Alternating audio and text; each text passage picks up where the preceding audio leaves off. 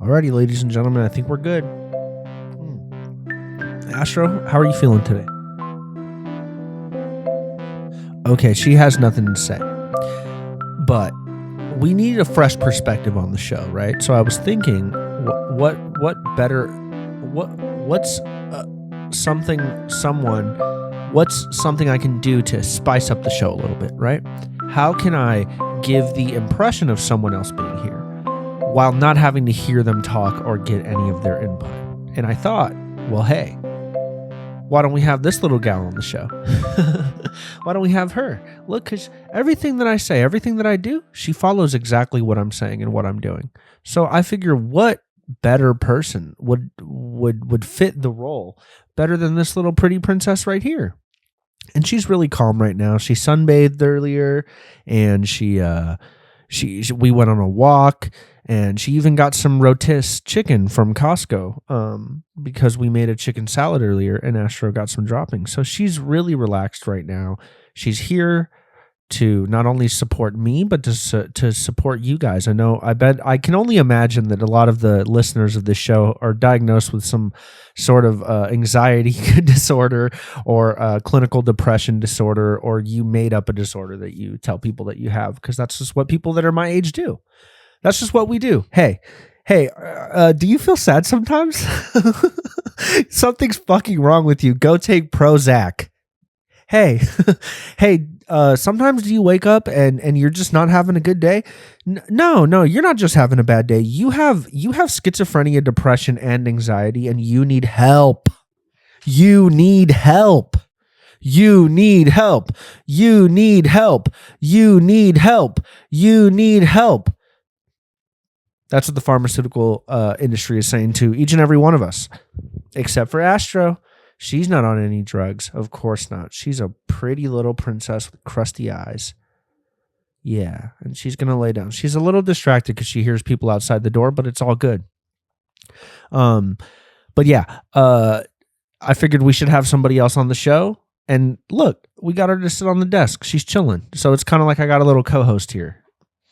So that's cool. Yo, did the AC just turn on, gang? That shit is noisy. Sorry. I'm so sorry about that. See what I mean? This is a grassroots show. So sometimes grassroots things happen, like the AC turns on, or I bring my dog on, and, we're still figuring it out. So, yeah, Astro's here, and we're getting a little, we're just getting ready for next week, basically. And I have my right nostril, I can't breathe out of it or in it or inside or into it at all right now. So I don't know what's going on with that. I woke up, I have the humidifier on. I wonder if that's doing anything. Hey, I have the humidifier on, and I'm wondering if that does anything, because to me, it just looks like it's fucking shooting steam out into the air. Maybe I need to turn it up. I don't know. Or turn it down. Or I should probably use distilled water like it says that I should. But I'm that kind of guy, though, where I don't read directions unless I absolutely need them. I will open a box of IKEA furniture and just start putting it together without without directions, because I don't have time to sit here and follow okay, now take the A screw. And I had to put this like printer holder together last week, and it's so tedious. Like looking at how small and how not complex this thing looks, you would think, okay, wow, it's going to take maybe 45 minutes to an hour. No, it took 2 hours of my time, and I was a little distracted. I was watching the second Hunter Biden interview on Channel 5, and I gotta say, I really like that guy, and I know I'm not supposed to say that I like that guy, but I think one thing that I appreciate about Hunter Biden, and I know he's not in politics, he's not a politician, he's the son of a politician, right? But one thing that I really appreciate about just kind of the way that he went about those whole interviews was he really was able to show that he is, as much as he is not a normal person, I think there are equal parts of Hunter Biden that make him a normal person, like being addicted to crack. That's one. But also like having hobbies like painting and talking about real people's problems in a way that only you would be able to if you either know real people, have lived a real life, or are aware of the fact that you are not perfect.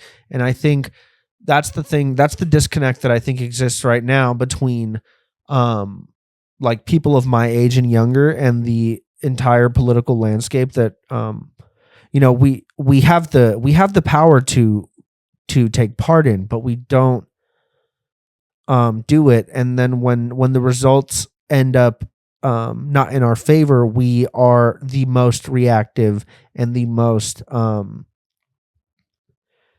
of yelling at the top of our lungs about things. And that, obviously that applies more to the Trump administration more than it did the Biden administration. But I would say there's a fair amount of young people, specifically white Christian young people in the middle of the country and in other places around the country, that definitely breathe that young conservative energy into the conservative kind of side of the political landscape. And I think that obviously Hunter Biden, he can never become a politician because there's photos of him buying crack from hookers. But I think that if more politicians were actually able to show that they are being real people, and I think that that's the tough part about being a politician, is that it's like your whole entire job is to represent the people that voted to elect you. And I think that exists except in every single role except for the president and vice president. I don't think that when you become the president, you're not serving the people who elected you. You're serving the entirety of the country. And that means the people that ideologically don't agree with you and the people that ideologically do agree with you. And I think the disconnect exists for people of my age. I'm sure people even older than me kind of feel this way too. Like, mid-30s people that kind of just feel like you're on a political island where you don't think that there has to be a middle ground on every issue, right? So during the Biden administration, when immigration was at an all-time high and the borders were basically open, and we saw mass amounts of people ending up in New York City, and ultimately at the cost of the American taxpayer, at the cost of the taxpayer, period, not even American taxpayer. Do you pay taxes here? It was on your dime that we had to house people that came in because Biden had to appease his base and go, hey guys, come on in. We want everybody here.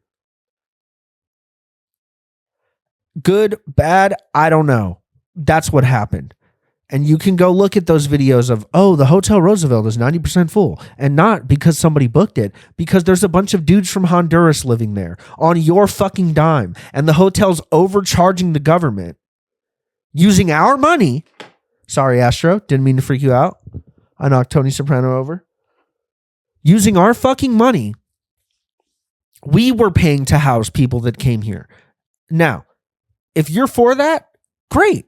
And if you're against that, I get you too. But now we live in this kind of crazy time where we're watching taxpayers, people who may not have citizenship, but do pay taxes, do partake in normal societal things like working a job, like taking your kids to school, like being a part of your community, going to church, yada, yada, yada. You know the whole thing, right? Now, these people are being torn apart from their families. And my whole thing is, I feel like there's a bunch of people who want to find the happy medium between tearing families apart outside of a Marshalls in Burbank or letting every single fucking person into this country who wants to come into this country. I just don't think it's a great idea. Show me another country that does that. Please. Like that's where I think the disconnect is for people like me that go, okay, hey, I don't want people's families being torn apart and their entire opportunity for security. Look, and the sense of security that immigrants move here to, and they must be so disappointed when they get here because it's just not what it was 30 years ago. When a lot of people's parents got here who I see and follow, and they're posting on Instagram, stand up to ICE, stand up to ICE. Yes, you are correct. We need to stand up to ICE because technically what they are doing is, I mean, not technically, it's, in my opinion, I think it's inhumane. I think it's a bad use of funds.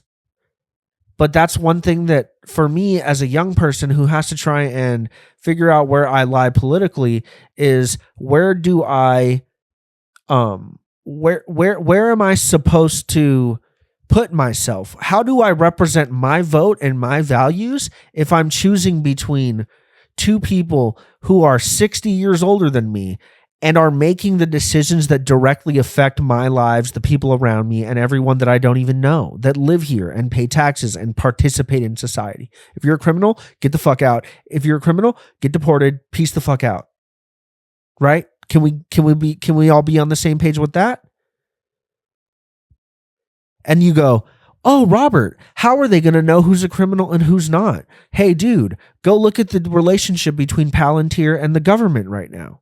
Palantir, if you're unfamiliar, is a AI defense company that is basically building a database to track the banking information, the social media information, your digital footprint as a whole, all of your addresses, your DMV records, your IRS records, your fucking EDD records, your fucking CalFresh, your food stamps records, and they're going to compile it all into a database and build a profile out of you so that they can do this thing called predictive, what's the word? I need to look it up, but it's like they're basically going to we're going to live in a surveillance state where people will be arrested for crimes that they haven't committed but they have thought about or they are likely to commit based on a weird AI model that is built by dudes who are literally CIA plants. And I'm not trying to be conspiratorial. This is all, you could look all of this up.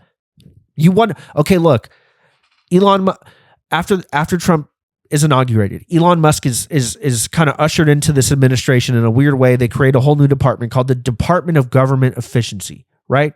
Doge. Fuck you for that name, but yes, that's the world we live in. That's what it was called. It was named after a fucking a made up currency that people, I guess, made a lot of money on in 2020. I don't know, but that's the world that we fucking live in.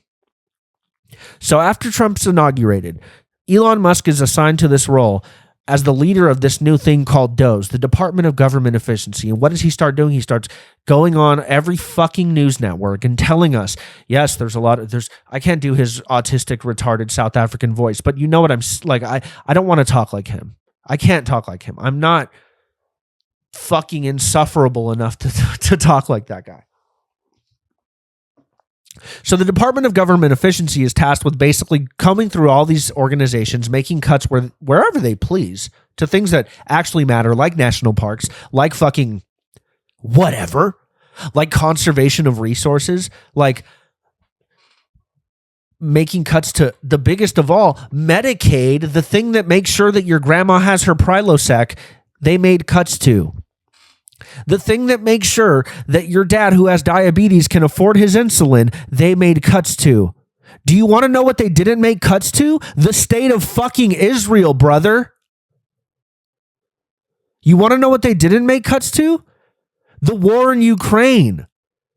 But they gave all this money to specifically Palantir, going back a little bit, the company that's going to surveil our entire existence because we allowed them to.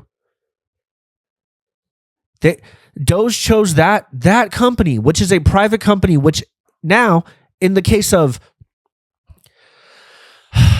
Doge, has to act within the laws of the Constitution, has to act within all of the rules that the Constitution lays out.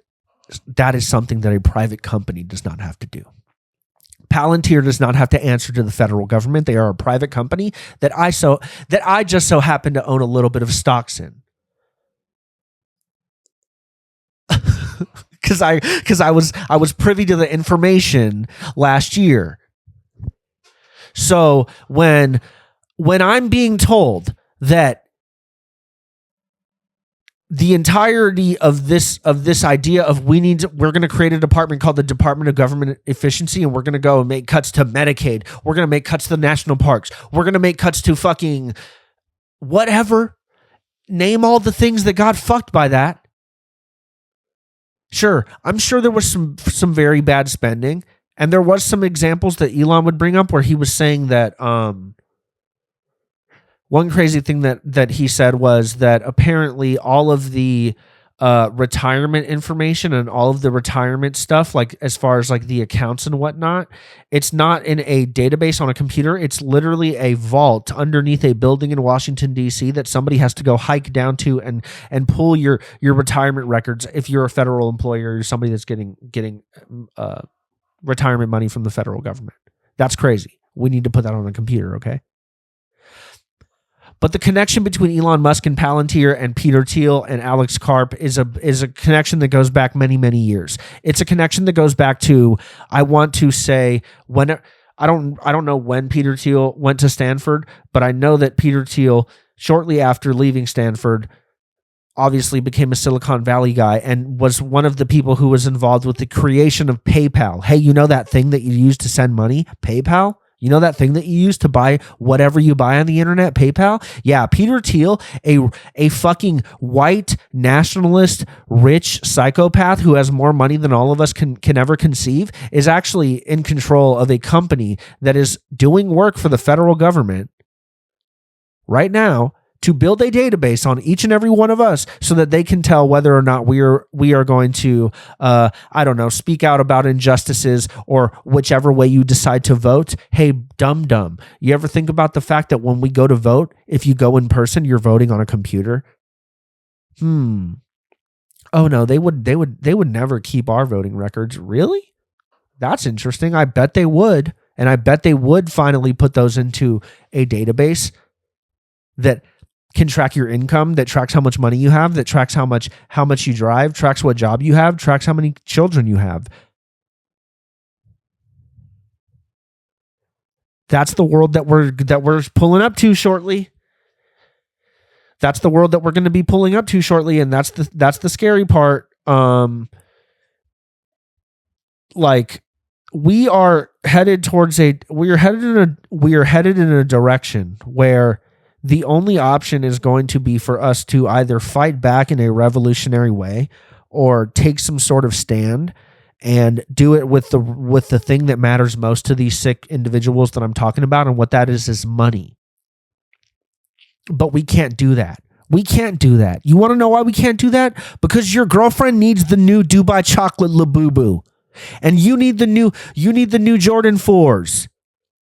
And you know what? And if you don't have a Baggu bag, or if you don't have a Dior satchel, if you don't have whatever stupid, if you don't have a G80 M3 competition package, you're shit. Those people are the reason why we will never be able to make a true stand, because the only thing that keeps this whole fucked up operation that truly we have no control over going is money. Money is the thing that moves the entire system that I am sitting here right now trying to explain to you, that is going to take over our lives in a way that we can't even comprehend. Picture what the world will be in 10 years. Hey, if you work at Target, probably figure out something to do. Hey, if you work at Starbucks, they're building robots right now that are going to be able to, that are going to be able to shake an espresso. Okay? Hey, radiologists, you guys are like, AI is coming for everything that we know. And I hate to be this guy yelling at the rooftops about this, but it truly is. And look, I'm not saying that Ted Kaczynski was a good guy, but he may have made some points. There's something to be said for these types of what is going on right now. We're slowly slipping into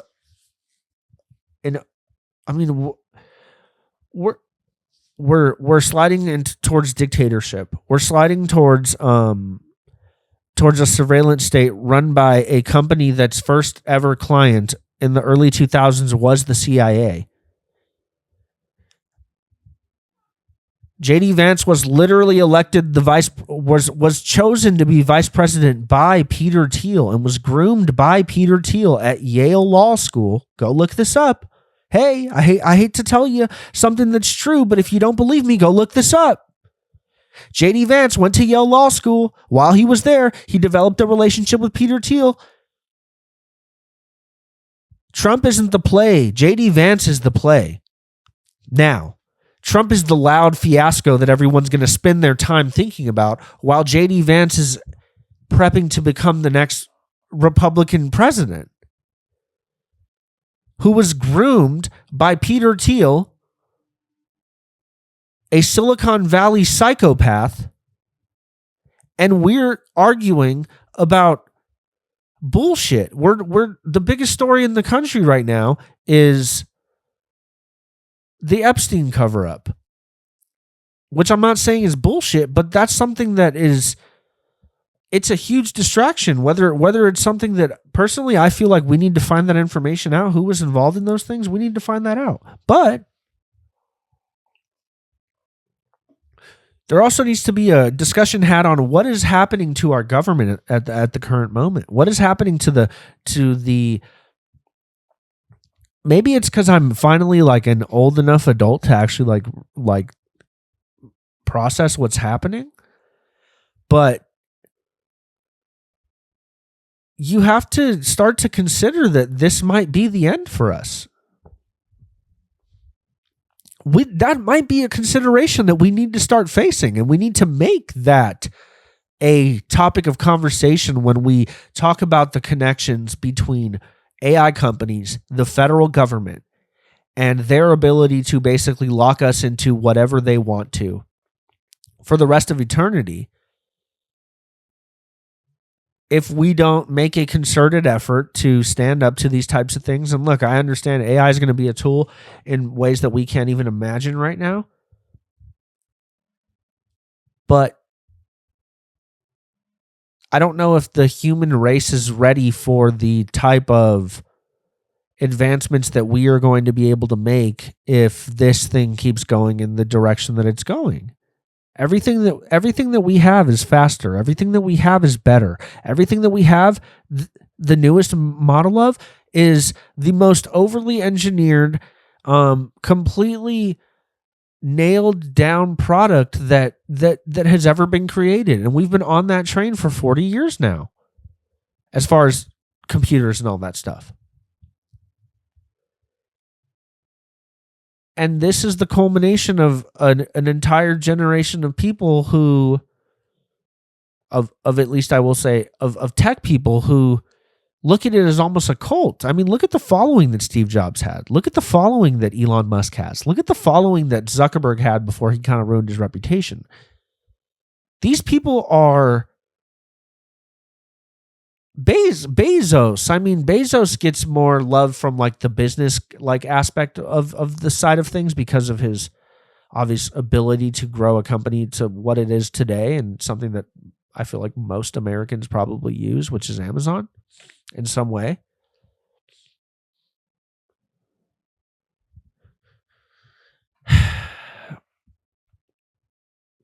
I got my dog. Like, I got to learn how to code, I guess, or I need to become like a prompt engineer. I don't know what I need to do, but I need to do something, because AI is coming for everything that we've ever known, and it's going to change the entirety of the human experience and the human race. I don't know if it's for better or for worse, but right now it feels like it's going to be for worse. Maybe long term it'll be for better, but I think right now it's going to cause so much backlash and so much pressure on the economy and the American labor force, and I think the world's labor force is going to be very different. It's something that's really, really freaks me out about thinking about the future, is that idea of this connection between, like I said, the federal government and large tech companies that have every piece of data that matters. about each and every one of the people that live in this country. I think it's incredibly scary, and I think it's something that we need to have a conversation about more, because all we want to talk about is Dubai chocolate Labubu's and the fact that, I saw this reel today and it just kind of made me laugh, but there was like this white girl and she was like getting ready with her sister. And they were listening to Let Her Cook by Glorilla. And I clicked on the comments because this little girl, like, she knew all the words. She had to be like 4 or 5 years old. And look, I don't know what kind of people exist out there. I mean, obviously, like, there's every what kind of person, but Instagram comments are very interesting, especially if you get like a video that it wasn't really meant to be in your algorithm. Sometimes I feel like my algorithm feeds me videos just to go to the comment section. Sometimes I get a video and I go, this, unless something fucked up or weird happens in this video, this shit would not have ended up in my algorithm, because I feel like my algorithm feeds me reels sometimes that are simply meant for me to click on the comment little button and go view those, because sometimes those are better than anything that somebody makes on a reel. Like, really, just going and reading those, like, they're hilarious. But the comment section of this video, this little white girl listening to Glorilla and singing her little heart out, was like a bunch of like older middle-aged white parents being like, I would never let my daughter listen to that shit, or I just didn't know there were parents out there letting their kids listen to stuff this bad. LOL. And you're like, dude, my mom was letting me listen to DMX in the back of her 2003 Ford Focus. Dude, I was listening to Tupac Hit 'Em Up in the back of a 2006 Toyota Corolla. And then eventually later on down the road, a 2013 Toyota Yaris. Do you know what I'm saying? Why, like, the idea that people need to protect their kids from something as simple as music is crazy to me. There's so many other things you need to protect your kids from. I think porn, you need to make sure, if you're a parent right now, hey, PSA, if you're a parent right now, you need to do everything in your power to make sure that some weird kid at your son or daughter's school does not show them porn at too early of an age, or else they will be in therapy, or else they will be on BetterHelp.com, or else they will be on Talkspace. You get what I'm saying?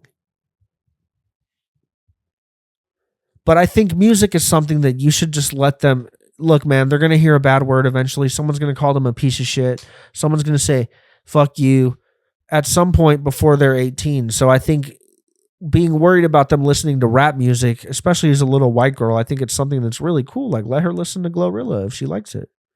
Clearly her friends like it if she knows all the words. It's not like she's just by herself listening to Glorilla. So that was weird, man. Just like seeing someone comment something like that is like, wow, like, you think that you're going to be able to protect your kids from everything? You're concerned about the music they listen to, but not worry about the fact that there's people out there who want to.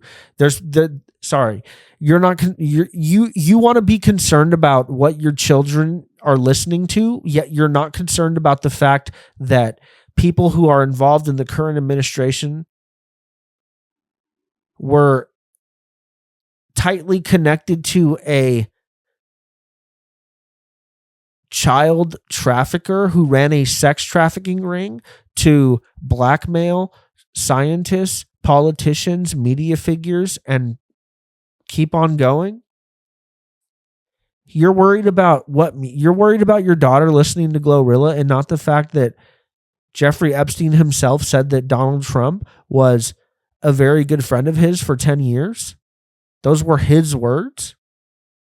You've seen all the photos. You've seen everything that's happening. You've seen the weird cover-up shit. We're worried about the wrong shit right now. And we need to do some soul searching as individuals and figure out that, okay, first of all, step number 1, do you have values? Yes? Cool. What are they?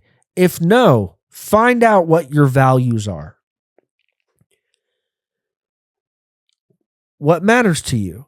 What's important? Family? Security?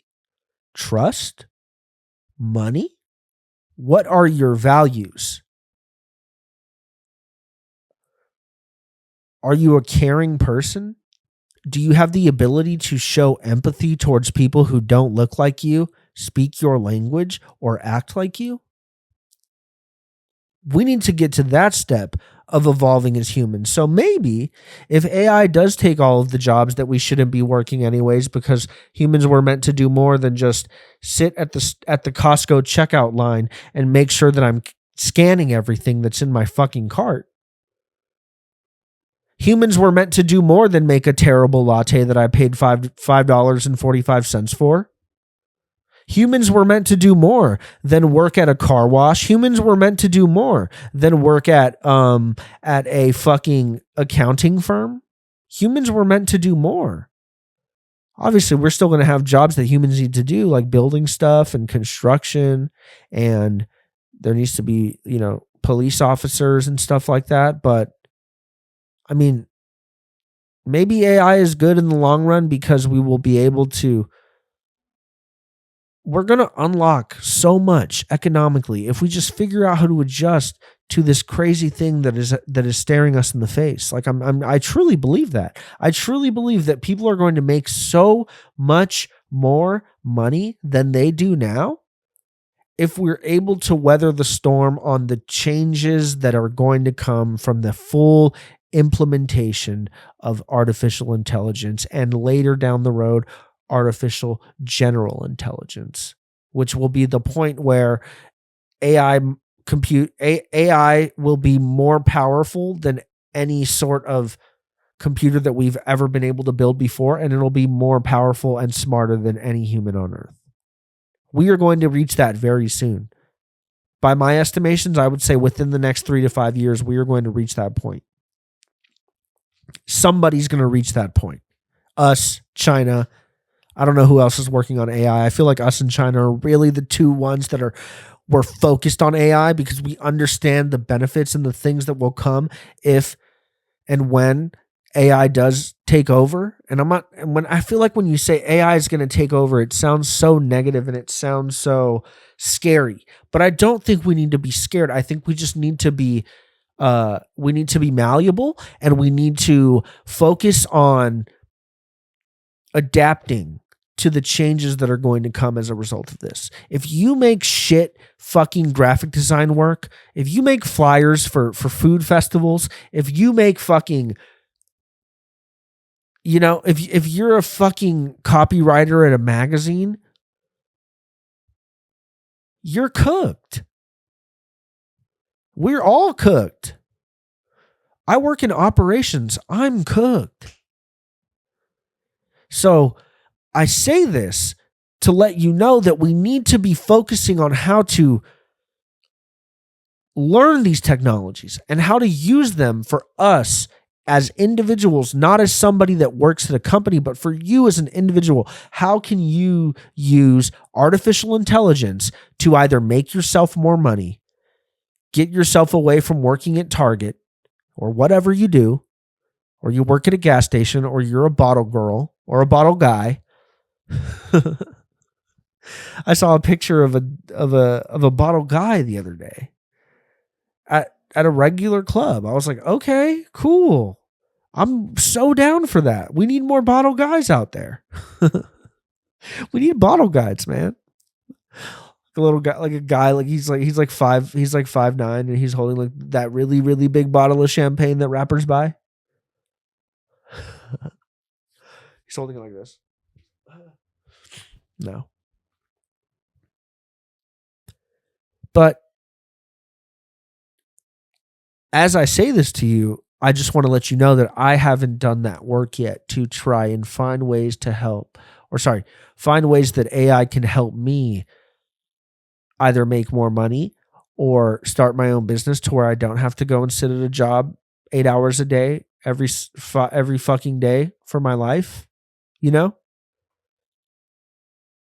And I think that the earlier that people start to adopt that idea, the earlier that we start to use these things and we start to understand how to use these things, we will in turn figure out ways to sustain ourselves better economically than most American jobs ever could. Like teachers make how much money? Like less than $50,000 a year?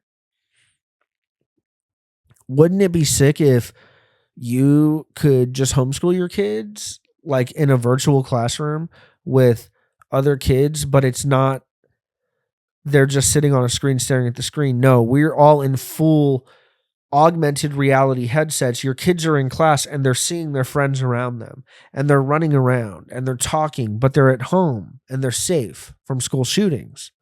And they're home and they're safe from people who are trying to abduct them. And they're home and they're safe from all of the terrible, disgusting food that we're poisoning our children with.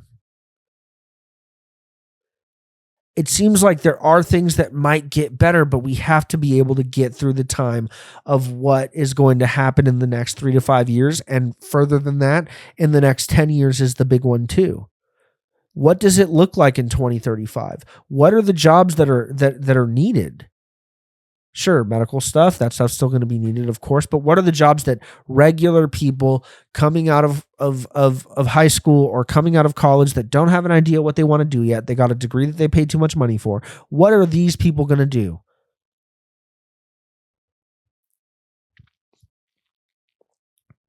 So we gotta figure out our way through this thing, because it's going to derail us in a lot of different ways that I feel like none of us can even really understand yet. And that's scary, bro. That's really scary.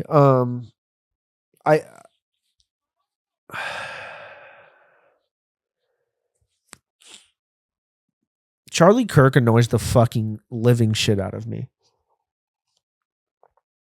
He gives me the same vibes of that Ben Shapiro does of like so you only post videos of you winning an argument. like those dudes never post a video of somebody challenging them and that person actually having a good point, and even showing some sort of oh, I didn't know that information, now knowing that, here's my perspective on that, and now it's a little bit different than the idea that I had beforehand.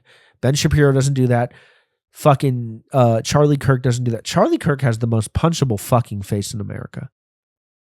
So these guys that are cheering on an administration that is leading us towards a technocratic fucking like sci-fi world where we are tapped in not at a community level, not as Americans, not as individuals who exist within, your immediate area, but tapped into a system that is going to be able to predict the types of crimes that we are going to be able to commit or that we are most likely to commit. It's going to be able to compile all of your tax data, all of your driving, all of your DMV records, all of your medical records, all of this. Like, think about the fact that when they have all of your medical records forever, they're going to be able to charge you even more for health insurance.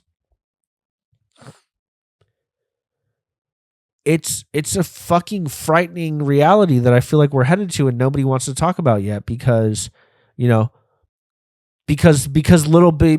Baby went on Black Boy Max's stream and got paid $250,000 and didn't even rap. That's what we would rather be talking about. So I'm sitting here in my room and I'm trying to make sense of these crazy things that are happening around us, and I don't know how to do that yet. So my idea on what I should be doing is I should just be vibing out with my dogs, making really good chicken salads with like white onion and cucumbers inside of them, and also maybe like at 11:30 at night ordering something from Jack in the Box, and like a little Armenian guy will bring it to me.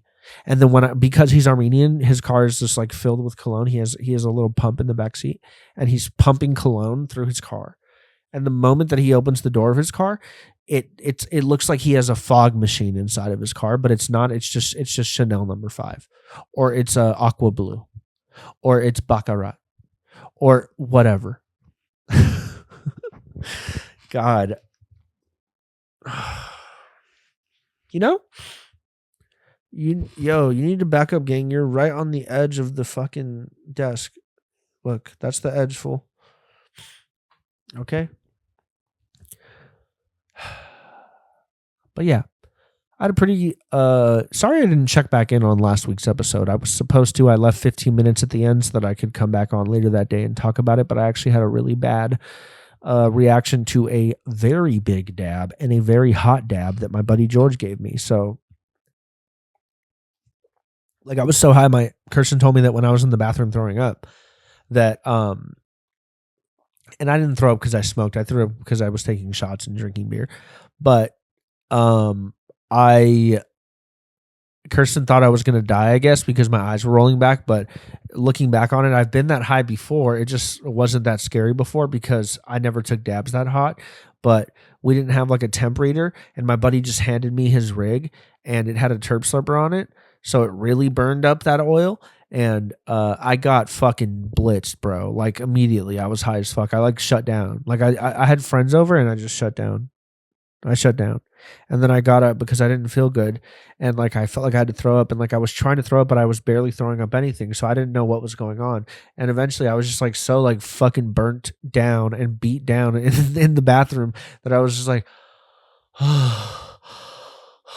and Kirsten like deadass thought I was gonna die. But it's okay, because it was just a really hot dab that I shouldn't have taken that hot. And I'm all good. But yeah, I'm sorry I didn't check back in at the end of last week's episode. I was supposed to. I was. But yeah, I got way too high. But I did have a good barbecue, and we made some carne asada. We made some pollo asado. We made some chorizo. Yeah, I made some rice and beans. I made some fucking salsa, some guacamole. You know, fool? And it was great. Had some liquid death. Yo, you're getting really close to the edge, Astro. Hey, you're really close to the edge. But yeah, man. And I just had like a fat guy weekend this weekend. I'm like this weekend I had like a big fat guy weekend this weekend.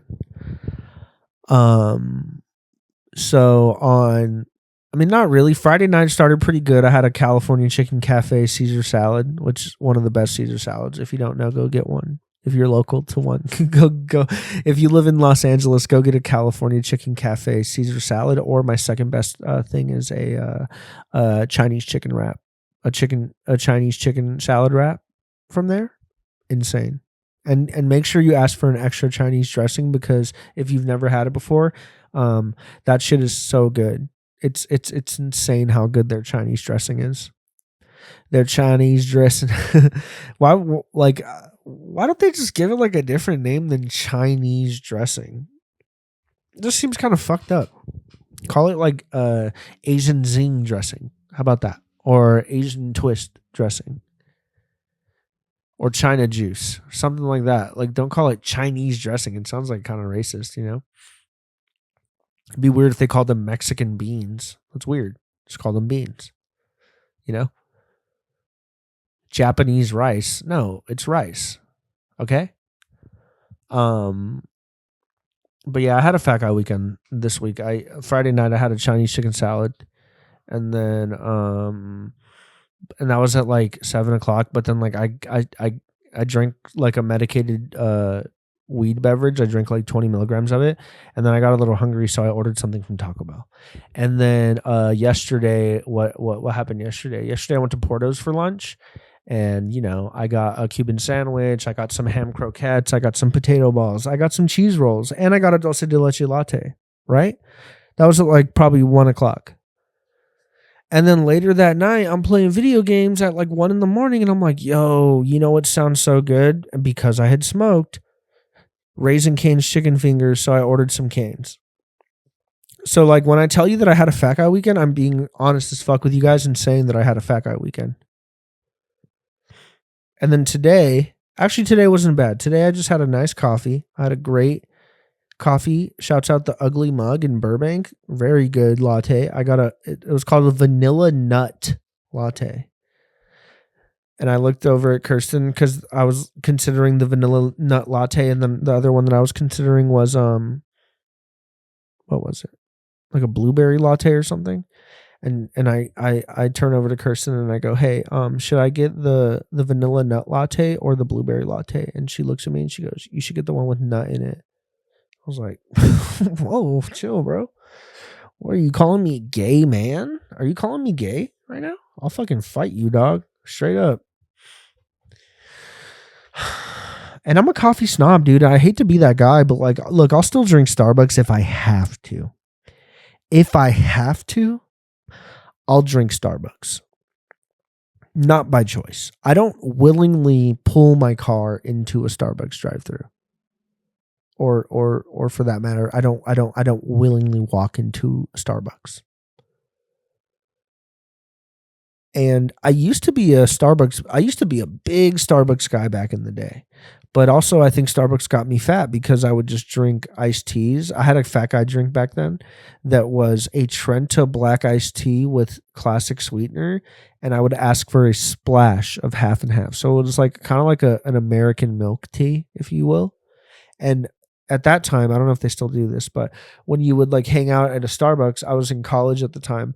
And when you would hang out at a Starbucks, you could get free refills if you just like were there, only on iced coffee and tea.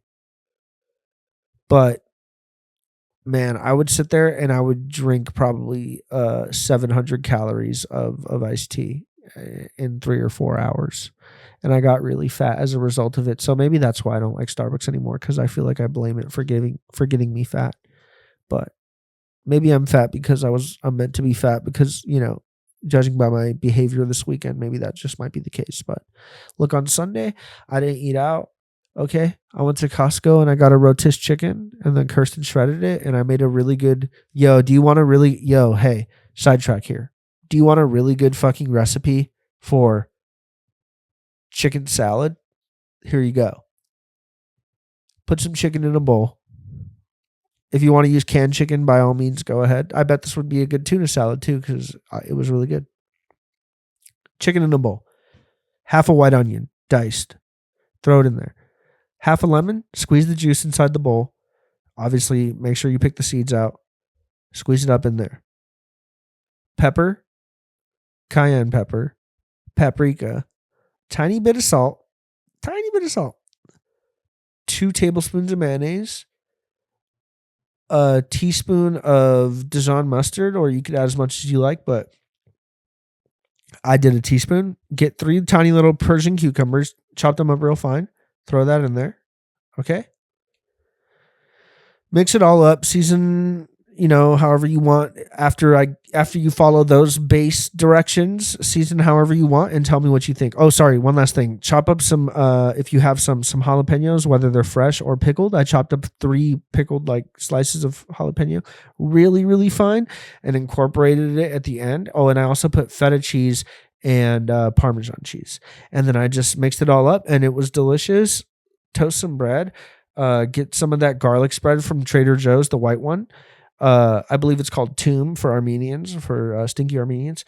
Sorry, when I say stinky, I mean stinky in a good way, because they always smell very good. Get that garlic sauce, put it on there. 3 pieces of lettuce, okay? Because it's a sandwich, you need some veg on there.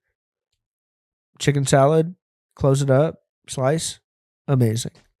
I made that today. I improvised that today, as a matter of fact. I don't need no recipe, bro. I'm the type of guy, like, I know my way around the kitchen so well because I was alone a lot as a child and I needed to sustain myself. I learned how to make a lot of shit just like kind of with whatever I have. So like a couple of weeks ago, we hadn't eaten dinner and we weren't really hungry enough to like make one of the things that we were going to make for dinner. So what I did was I had some like leftover tagliatelle little bundles. Okay, I boiled 3 of those bundles, right?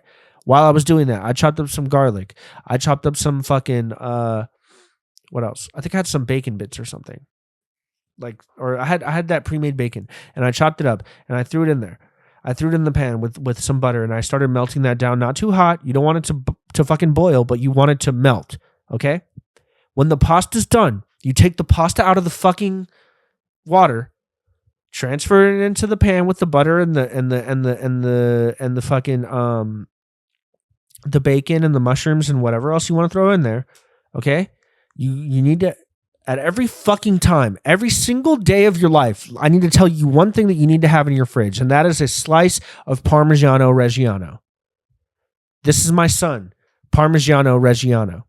You need to have Parmigiano Reggiano because having Parmigiano Reggiano can elevate whatever the fuck shitty slop you made yourself for dinner that night by about 15%. So you need to have Parmigiano Reggiano. So you throw the Parmigiano Reggiano inside of the pasta pan with the cooked pasta. You have shallots, you have garlic, you have mushrooms, and you have fucking bacon. Okay? You throw the grated Parmesan in there. You grab some heavy cream. You add a tiny bit of heavy cream, not too much. You don't want to make it milky. Okay? But you want to just make it a sauce, just sauced pasta. It doesn't need to be drowned in sauce. You don't have to have your pasta in a puddle. You can just coat your pasta in sauce because the cheese will bind it to the pasta. Salt, pepper to taste. Okay? Take it out. Here's another thing you always need to have in your fridge, a little jar of pesto. So you walk to the fridge, you get your pesto. You get the tiny spoon that you have in your kitchen that's just for tasting. One tiny dollop of pesto. And then look, I don't normally buy this shit, but I bought it that week because I was feeling like a little culinary asshole. Creme fraiche. Dollop of pesto, dollop of creme fraiche. Mix it up, eat it. Blew my fucking mind. Kirsten was looking at me like, this is better than like some pastas that we've paid money for. And I was like, I know. And now she wants to start a cooking channel, which I'm kind of down low key. I kind of do want to start a cooking channel because like I do know how to get down to the kitchen low key, and I feel like something that always blows my mind to hear is like people that be like, yeah, I just don't cook. I'm like, what do you mean you don't cook? And then you see the things that these people eat and you go, wow, you are a lab rat for Nabisco. Hey, all you eat is fucking Oreos, Kraft mac and cheese, and Barks hot dogs. You're a lab rat. Your gut is a petri dish of processed foods, and you need to start eating whole foods because look, man, I think my generation and people my age, we have the opportunity to live into 100. So we should stop eating bullshit. And look, I still get got sometimes. Someone told me that Cane's chicken has 39 ingredients in it. And you know what? That makes a lot of sense because that shit is delicious. It has 39 ingredients in it? Oh, I bet it fucking does. Can I pronounce all of them? No, but is it delicious? Yes. So am I going to eat it? Yeah. Yeah, I am. Just like last night when I was playing Call of Duty and I was high as fuck. And I ordered Cane's. And it's literally 0.3 miles from my house, and I ordered Cane's, and sure enough, the guy that delivered it, guess what his name was? Bobby. I got a black guy named Bobby. Look, first black Postmate in a while, I will say. I'm glad we're getting some diversity back on the board because for a minute there, all I was getting was Arturs and Armands and, you know, that's all I was getting was Arturs, Armands, Raphael, occasional Luis. Mostly Armands and Arshaks and Artopians and shit, you know? So I'm glad I got a black Bobby last night. And he brought me my Cane's. He took a little long for it being 0.3 miles away, but look, I wasn't going to leave the house. It was 1:30 in the morning, for Christ's sakes. What am I, a savage? What am I, a crazy person? No, of course not. I stay in the house, baby. I keep it inside. I do want to look this up, though. Just so I could kind of close up on that thought from earlier, because I feel like I got a little conspiratorial with you guys about the ties between Palantir, Peter Thiel, and Elon Musk. And I found this article earlier from The Guardian, which, say what you will about The Guardian, but must be fact if they reported it. Article title is Peter Thiel's Palantir poses a grave threat to Americans. Yada, yada, yada. We keep going down. Okay. I think this is a great way to open an article. They say, draw a circle around all the assets in the U.S. now devoted to artificial intelligence. Draw a second circle around all the assets devoted to the U.S. military. And a third around all assets being devoted to helping the Trump regime collect, and compile personal information on millions of Americans. And a fourth and final circle around the parts of Silicon Valley dedicated to turning the U.S. away from a democracy and into a dictatorship led by tech bros. Palantir Technologies bears a striking similarity. Yes. It says it sells an AI-based platform that allows its users, among them military and law enforcement agencies, to analyze personal data, including social media profiles, personal information, and physical characteristics. These are used to identify and surveil individuals. In March, Trump signed an executive order requiring all agencies and departments of federal government to share data on Americans. To get the job done, Trump chose Palantir Technologies. According to the New York Times, Palantir software may now be used to combine data gleaned from Department of Homeland Security, the Department of Defense, the Department of Health and Human Services, the Social Security Administration, and the IRS. Meanwhile, the administration wants access to citizens and others' bank account numbers and medical claims.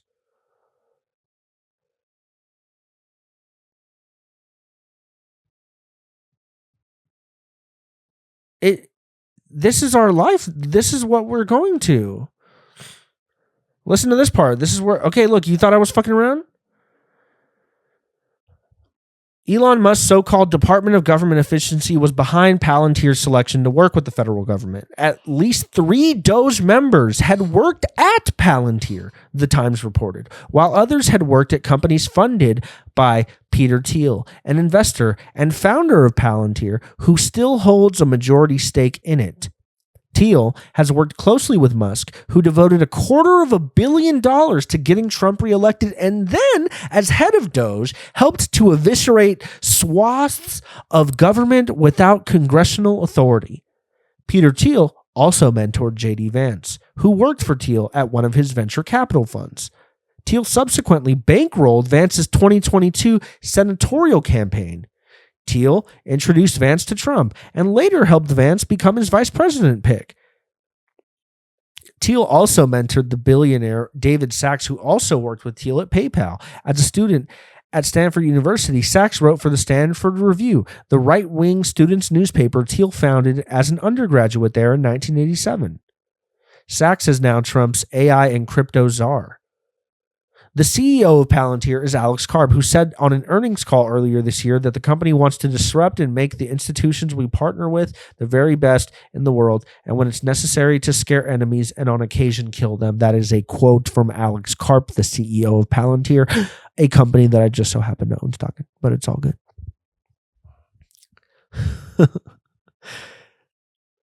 Palantir recently disclosed that Karp received $6.8 billion in compensation actually paid in 2024. You read that right, making him the highest paid chief executive of a publicly traded company in the United States. Doesn't that sound like someone's being paid to do something that is going to compromise the safety and security of American citizens?